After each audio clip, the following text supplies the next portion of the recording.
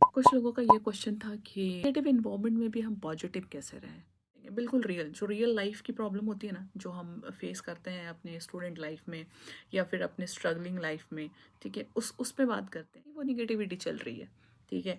क्योंकि एक बात को ना हमेशा याद रखो, जब हमारा मूड खराब होता है ना, तो एक बाउल भरा गर्मा गर्म गाजर का हलवा अच्छा नहीं लगता। यार क्या ही है ये, है ना। इन बातें मैं बोलूँगी सबसे पहले। हेलो एवरीवन, कैसे हैं आप सब? बढ़िया, मजे में। देखो, बहुत ज़्यादा ठंड है और कुछ भी करने का मन नहीं कर रहा होगा, राइट। डिसिप्लिन में क्या ही रहना इतने ठंड में। देखो, इतने ठंड में भी डिसिप्लिन में रहा जा सकता है। तो अच्छी लगी है, कमेंट्स में मुझे पता चला है, राइट। तो वो कमेंट्स मैंने देखे, मुझे अच्छा लगा, आप लोगों ने रिस्पॉन्स किया, thank you so much for that. कुछ लोगों का ये क्वेश्चन था कि निगेटिव इन्वायरमेंट में भी हम पॉजिटिव कैसे रहें, राइट। तो देखो, सबसे पहले ना यहाँ ये समझो कि जब कमेंट हमारे पास आ रहे हैं ना कि निगेटिव इन्वायरमेंट में हम पॉजिटिव कैसे रहें, ठीक है, या बहुत ज़्यादा स्ट्रेस को हम कैसे हैंडल करें, ठीक है। बहुत सारे किताबों में बहुत सारी बातें लिखी होती है, एक्सपर्ट्स हमें बहुत चीज़ बताते हैं, बट इनिशियली किताब की बातों पे इम्प्लीमेंट करना या एक्सपर्ट की बातों पे इम्प्लीमेंट करना थोड़ा सा मुश्किल हो जाता है, ठीक है। क्योंकि वो हमें सॉल्यूशन बता रहे होते हैं ना, तो हमारे दिमाग में चलता है यार रियल प्रॉब्लम हम इनसे शेयर नहीं कर पा रहे हैं, ठीक है। तो हम कैसे इन्हें अपनी रियल बातें बताएं जिससे कि ये मुझे सटीक सॉल्यूशन जो है वो बता सके। तो आज हम यही बात करेंगे, बिल्कुल रियल जो रियल लाइफ की प्रॉब्लम होती है ना, जो हम फेस करते हैं अपने स्टूडेंट लाइफ में या फिर अपने स्ट्रगलिंग लाइफ में, ठीक है। उस पे बात करते हैं कि उस टाइम में अगर निगेटिव माहौल हो जाता है, जब हमारा माहौल निगेटिव हो जाता है, तो उस टाइम हमें पॉजिटिव कैसे बने रहना है। और इसके साथ ही हम ये भी देखेंगे कि जो निगेटिविटी है उसको समझने के लिए तो पहले हमें उसे ऑब्जर्व करना होगा, इन्वायरमेंट को, अपने आप को, कि निगेटिविटी है कहाँ, ठीक है। हम जिस इन्वायरमेंट में रह रहे हैं वहाँ निगेटिविटी है या फिर हमारे अंदर ही वो निगेटिविटी चल रही है, ठीक है। क्योंकि एक बात को ना हमेशा याद रखो, जब हमारा अंदर से मूड बहुत अच्छा होता है ना, तो ये जो ठंडी हवाएं चल रही है ना, इसमें एक कप कॉफ़ी, गर्मा गर्म एक कप कॉफ़ी भी बहुत अच्छी लगती है, बड़ा कोजी वेदर, राइट, ऐसी फीलिंग आती है। लेकिन जब हमारा मूड ख़राब होता है ना, तो एक बाउल भरा गर्मा गर्म गाजर का हलवा या बहुत सुंदर सा टमाटो का या कोई भी बढ़िया सा एक गर्मा गर्म बाउल ऑफ सूप भी हमें अच्छा नहीं लगता। यार क्या ही है ये, है ना। तो अल्टीमेट हमारा मूड, ठीक है, हमारे अंदर की जो बातें चल रही होती है ये भी काफ़ी ज़्यादा हमें हमारे बिहेवियर को अफेक्ट करती है।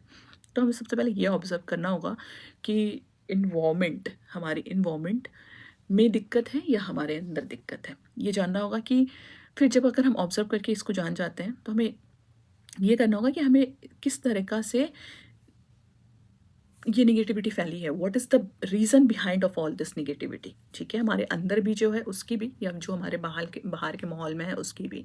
और हमें ये भी समझना होगा कि बाहरी माहौल तो निगेटिव या पॉजिटिव हो सकता है, ठीक है।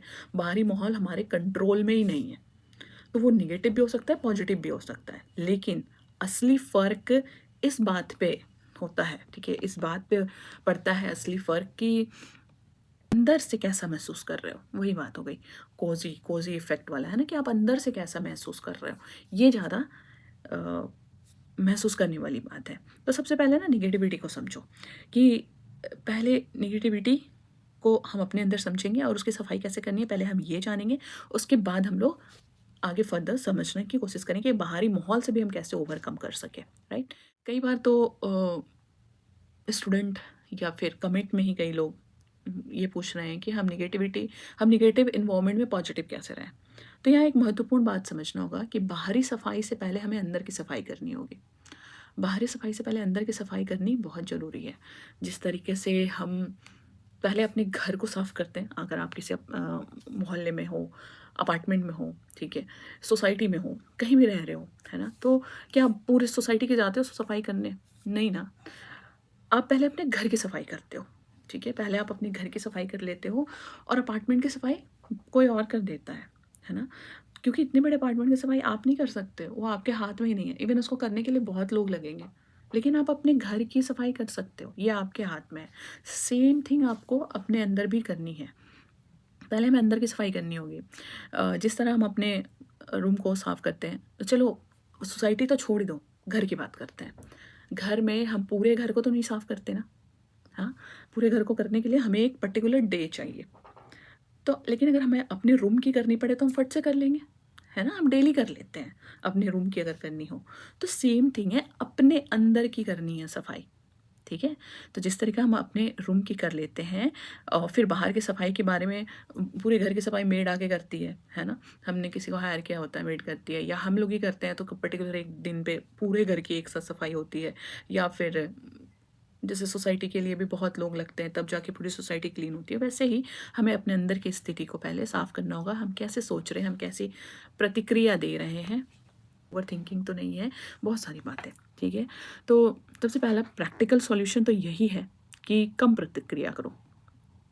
देखो, 3 बातें मैं बोलूँगी। सबसे पहले रिएक्ट बहुत कम करो, दूसरा मिनिमलिस्ट बनो, ठीक है? और तीसरा खुद को मजबूत करो।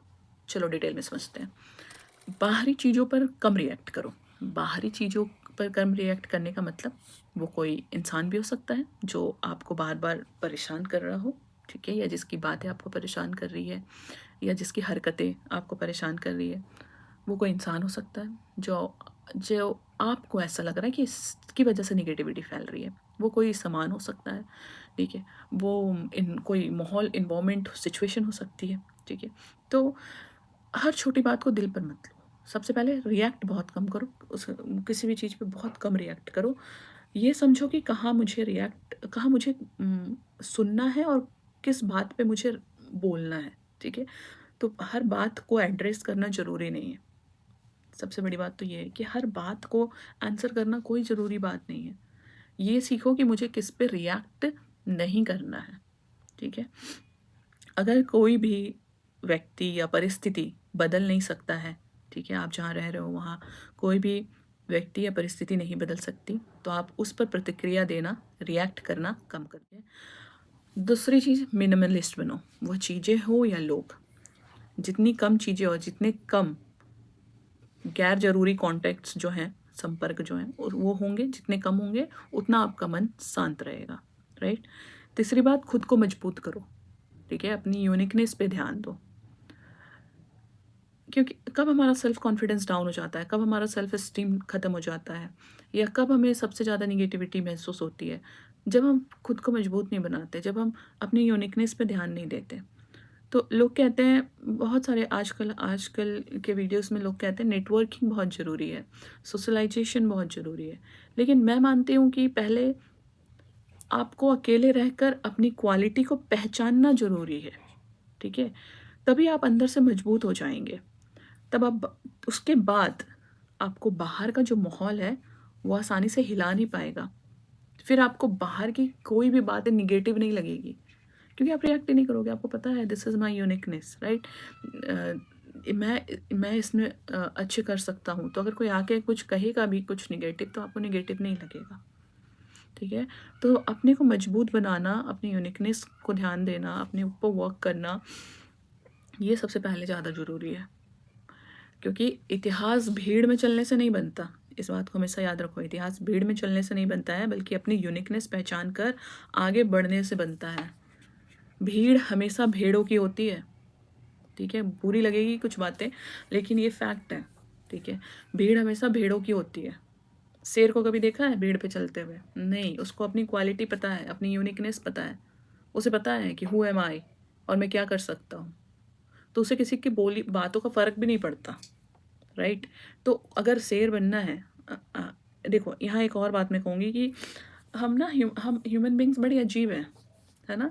हमें कोई शेर की उपाधि दे देता है ना, तो हमें बहुत अच्छा फील होता है, ठीक है? कितनी अजीब सी बात है ना कि हमें कोई जानवर कह रहा है, शेर। अगर मैं किसी को गधा बोल दूँ तो बड़ी बुरी लग जाएगी, लेकिन अगर मैं शेर बोलूँ तो ही और शी फील प्राउड। भाई वी आर ह्यूमन बीइंग, है ना? तो हमें अगर जानवर की उपाधि मिल रही है तो हमें खुश नहीं होना चाहिए। देखो, यहाँ जो मैंने जानवर के बारे में बात करी, मैंने उसकी क्वालिटी के बारे में बात करी। देखो, यहाँ याद रखने वाली बात बस ये है कि जो परिवर्तन है वो एक दिन का नहीं है। जब आप अपनी यूनिकनेस पहचान लोगे तो उसके बाद उस पे काम करना पड़ेगा।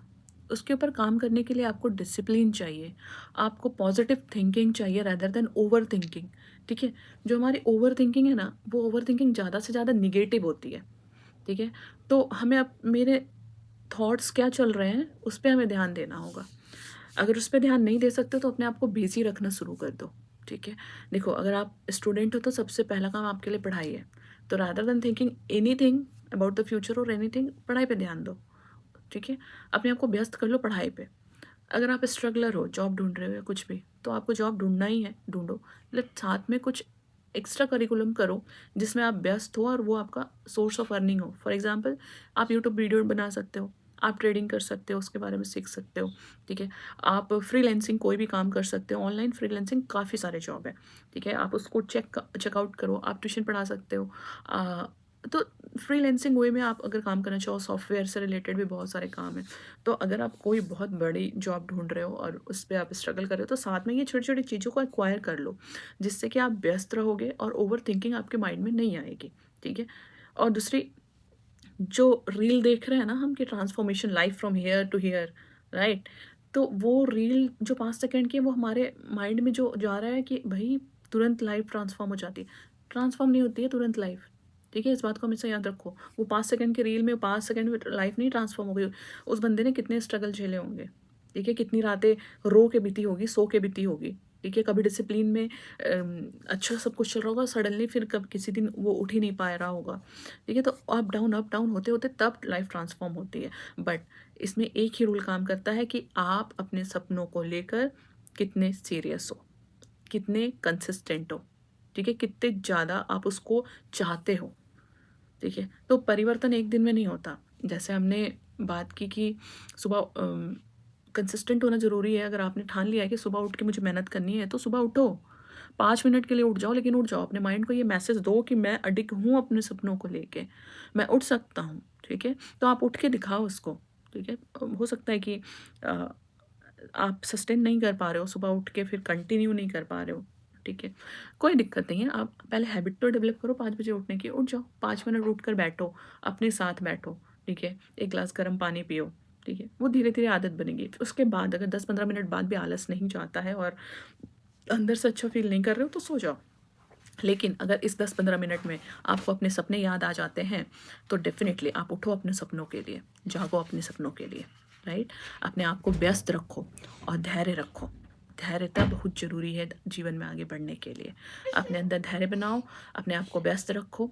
असली बदलाव समय लेता है, लेकिन जब आप अंदर से मजबूत होंगे, तो बाहरी माहौल की जो नेगेटिविटी है, वो आपको कम प्रभावित करेगी, राइट?